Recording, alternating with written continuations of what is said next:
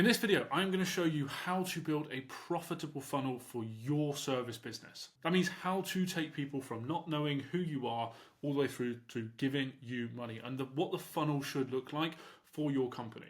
What we find is people have funnels in place already, but they're not profitable. And what I'm going to do is walk you through how you can identify why your funnel is not profitable, how to fix it, and how to make more money. What I'm going to show you, we do for ourselves at the moment. We book around 40 to 50 sales calls every single week to running this funnel. And we've worked with over 300 clients to do exactly this in their business to make them multiple 6 or 7 figures in their service business. So by the end of this video, you will understand what that funnel should look like, how to build it, what stages you actually need to put in there, and most importantly, how to make it profitable. Now, if you are someone who finds yourself saying that my ads don't work, my leads are rubbish, people book calls but they don't show up to them, this is for you. I want to walk you through where the constraints are within that, what you need to do to fix it, and how to be making more money from it. Typically, it's not because you've got bad ads, it's not because you've got a bad offer, and it's not because you're in the wrong market. Normally, you're just not getting enough people through that funnel and making the improvements where you've got constraints so that you can get more people through it faster and make more money from it. For example, if we know that for every 100 people that get to your landing page, one of those people convert into a paying client, but you're only actually getting 20 views to that landing page a week, then obviously it's not going to work, or you're not going to convert enough clients. Now, if you wait long enough, yes, someone will convert, and ultimately, eventually, there will be enough people coming through that process that someone will convert out the back end of that. But typically what we find is if we know that 1 out of 100 people do convert, that hit the landing page and then go through that process, people jump to that conclusion and say, well, the ads don't work for me, the system doesn't work for me, Facebook doesn't work for my business. Wrong. It's because you're not pushing enough people through the system itself. And if you don't understand what that funnel looks like, then you're going to be jumping to the wrong conclusions about what does work and what doesn't work for your business. So look, let's jump in here and I'll walk you through what your funnel should look like. Now, on the front end of your funnel, your marketing process, okay, you are probably running some ads. Now, these ads are going to get attention, okay? So like all of these little circles I'm drawing in here, okay, they are just representing like people, okay? These are the people that you're actually pushing through your system. And on the front end, when you're running your marketing, when you're running your ads, that's the point where you're getting the most amount of attention. Now, if your ads are good and they actually capture the attention of that person who's looking at them, the creative is good, you've got a good offer, you're going to get someone to click, right? And that click should typically drive someone, that's a P, drive someone into a landing page, okay? So like if this is attention, okay, ultimately the eyeballs that come through, or the people that come through into the landing page, is now interest, okay? Because they've seen your ads, they're like, oh, that's interesting, let's take a look at this. Now the people, not everybody that looks at your ads are going to click and go into your landing page. So you're going to get some drop off, right? But ultimately, people are going to come through. Now, you can see that there are fewer people in this section than there are in this section. And that's because not all of that attention is going to turn into interest, and that's fine, okay? We do want drop off throughout this process because ultimately, like, everybody whose attention you capture isn't going to be a good customer or you know, even want the thing that you sell, okay? So we go from ads into a landing page. Now, there's lots of things that we can do on that landing page to turn that interest into someone who actually wants to have a conversation with you. That's not what I'm going to run through in this video. I'll make another one about that. But ultimately from there, we want someone to fill out their details in some sort of form, okay? Now, again, from people who view the landing page to someone who fills out the form and gives you their details, answers some questions, is going to be fewer, okay? So we're going to have like fewer people go from landing page to filling out the form who, you know, are ultimately saying, I'm really interested in this, I think this is a good fit for me, here's my contact information. Now, what we would do from there, once someone has filled out that form, we would then drive them into a booking page, okay? So if you think about landing page, fill out the form on the landing page, and then push them over into like a booking page, okay, where they can schedule themselves in, okay? So on the, I'm just going to put schedule. So on that booking page there, obviously you're going to have fewer. Now, obviously, like with my little circles here, like these are not real numbers. I'm just doing this to visualize this for you. I don't know. Obviously, the amount of people that come through your funnel will dictate on how much you push in the front end. So just take this with a bit of pinch of salt. So ultimately, you're going to get people to schedule. Now, obviously, if they don't schedule themselves in, there's spin-offs to this where you can like call them, you can message, you can do lots of other things. There's like obviously like AI now, like there's loads of things that we can do to actually get them to schedule. Again, that's about building a proper follow-up system, a proper process to capture those people and get them into the call. Again, I'm not going to cover that in this video. Plenty of videos that I've made about that, okay? So we're going to get someone to schedule. Now, from that schedule, the next action in here is getting them to show up to the sales call that they've booked. Now, in terms of people that actually show up to that call, again, that's going to be fewer. Hopefully, like you are going to have a decent show up rate. We're always aiming for sort of like 70%, 80% in terms of show up rates. But there will be people that schedule a call with you that don't show up to that call.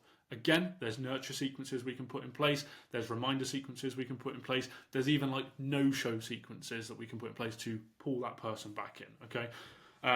But ultimately, again, I just want to visualize the steps in the process. And then ultimately, once they've shown up, you'll close people on the back of that, right? So the key thing here, as we're looking at this funnel, right, the steps in the process, is what you can see is the drop off from the ads, the people that actually see the ads in the first place, or even come through to the landing page, compared to the amount of people that actually close and turn into clients, right? Turn into customers for what it is that you do. First thing to really note is if you take a look at that system, there are way more people on the front end that are coming into the ads and landing on the landing page than there are people that close. And that's completely normal, okay? If you're optimizing to get everybody who sees your landing page to close, like you're never, ever, ever going to do that, okay? So there will naturally be drop off at each stage. And that's a good thing because the further someone gets in that process, the more qualified they are, or probably are, for what it is that you do, right? If your form says we only work with people who make £10,000 a month, there are people who are not coming through because they make under that money, then that's good. That's a good thing for your business. You want that drop off. But what you don't really want to mistake, okay? So let's say that for, again, every 100 people that actually go onto the landing page, one of those people convert, right?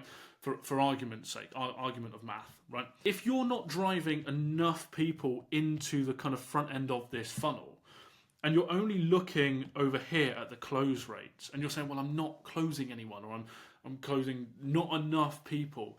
Typically, the first place to start is, are we actually driving enough people into the front end of that funnel in the first place? And if the answer is no, then there's a couple of things. The first one is your creative, are your ads, are your offers that you're actually putting out there any good, okay?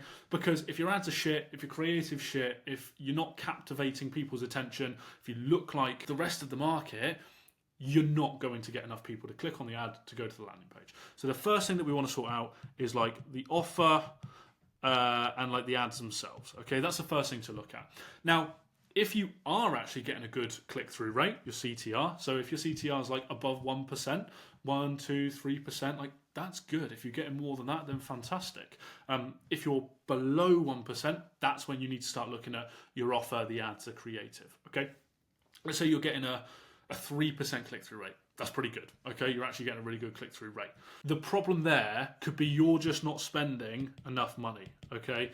If you're spending £20 a day, you cannot generate £500 a day results. Like you just can't do that. If we know that the ads are good, they're getting people to click on them, they're taking that next step, then if everything else is okay, let's start spending more money on the ads to push people into the system. Let's say we're getting enough people into the system, you're spending enough money. What we need to do is identify where the constraint is within that system. And this is what that will look like. Okay, so we've got our ads and we're getting all the traffic that we want coming through here, right? We've got like a 3% click-through rate, for this example.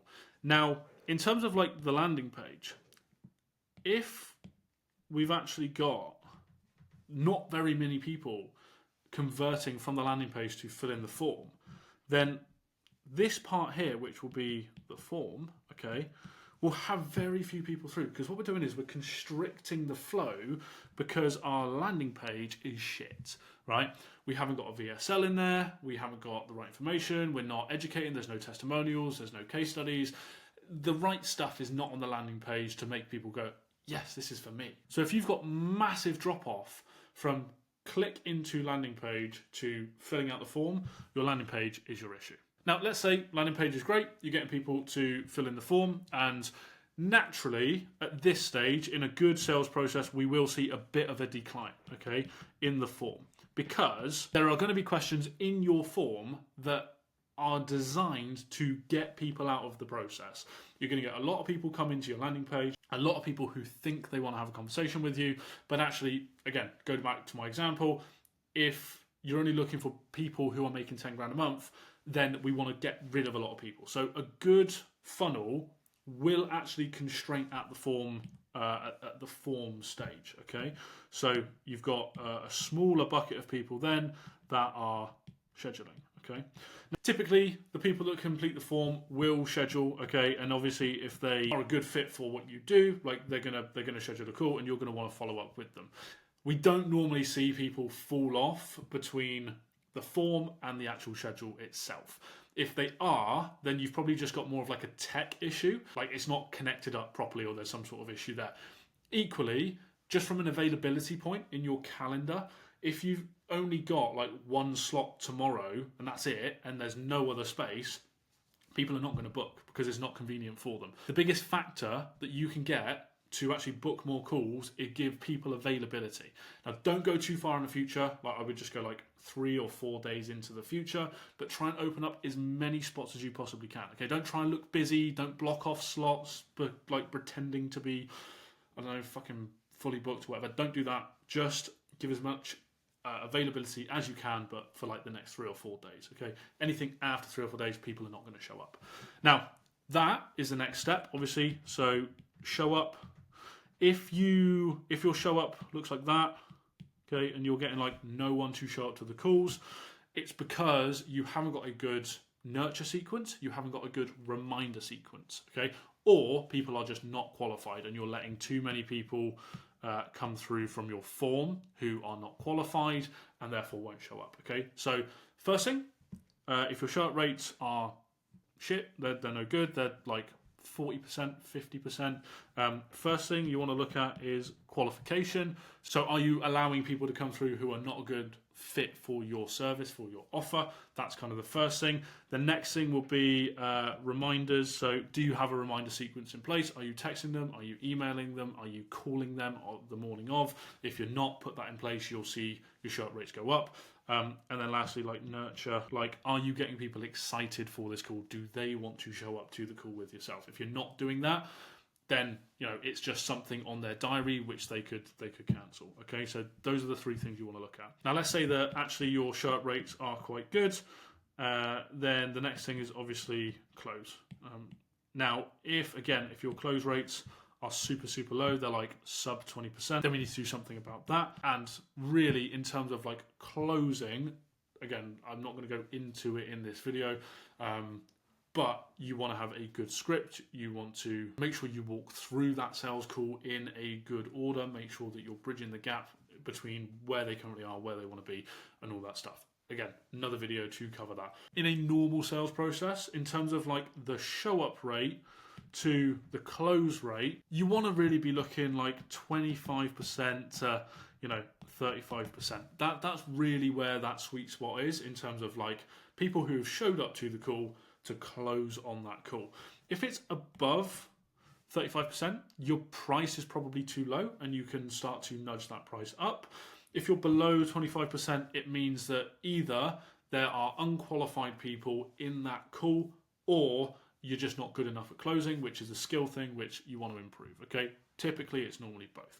So we're aiming really for like 25 to 35% close rates. So the thing to really take away from this, right, is your funnel will fail at the constraint, okay? It's not the funnel that is failing. It's the one thing within that funnel that you need to look at, identify like where the constraint is and improve that one thing rather than just changing funnels or changing lane altogether. Identify the constraint, fix the one thing, and you'll see that you're all of a sudden closing more people. And improving the wrong thing will do absolutely nothing, right?